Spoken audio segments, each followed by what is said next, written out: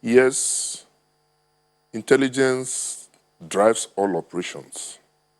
And like the alert given by General Anderson, uh, you see, it's nothing new, just like Onyekachi has said. There's nothing special about it. If you recall that the State Security Service and the National Intelligence Agency some time ago alerted Nigerians of infiltration of foreigners, especially from the Maghreb, following because these insurgents were losing ground in Syria and Lebanon. So the tendency for them to be coming down to Nigeria with Mali, they're not coming direct to Nigeria. All the countries there in the sub-region are affected. It's not only Nigeria. And you also recall that, like he also said, intelligence, I said, drives all operations. And when the state security gives intelligence, Onyekachi has also pointed it out. At times, our military go blind despite the intelligence given. So it becomes a challenge.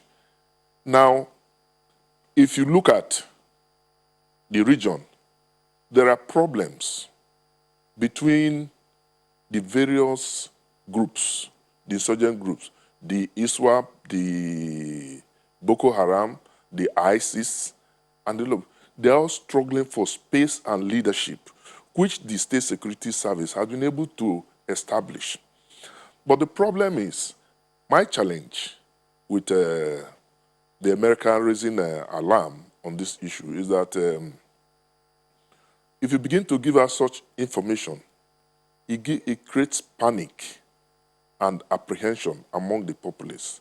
So it's not as if the agencies are not aware of this, but they try to manage it at their own level so that you don't create apprehension. One of the regrets I had, in service, was that the state, in my 35 years, it just of recent, from 2015 or 2010, that the Secret Service, that's the State Security Service, now gives information on what they do. It's an agency that thrives just in secrecy. They don't tell you what they do. But if I tell you the number of assaults that have been foiled, or what has been brought to check, Nigerians might be wondering, if you give this to the public space, there will be problems. So I'm not in line with what America has done. But we also remember that while he was addressing, General Anderson was addressing, he established the relationship, the agency relationship between the agencies, the security agencies, the intelligence agencies, and also the exchange of intelligence between America and Nigeria. So to that extent, I believe that there are problems on ground, but they are not surmountable. You talked about the change of service chiefs. I have maintained that the only person who is in position to change the service chief is Commander-in-Chief. Maybe he has information we don't have, but to the general public, these people are not, they have done their best according to the president, but their best is not good enough. So what do we do to come out of this quagmire? I believe that even if you change the service chief, there's two schools of thoughts.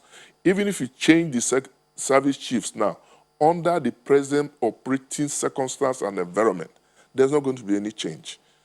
Our military and security services are ill-equipped, they're under-equipped, they're understaffed, just like any other sector of our polity. You talk of economy, with this pandemic also coming in, it becomes a problem. But we have to move forward.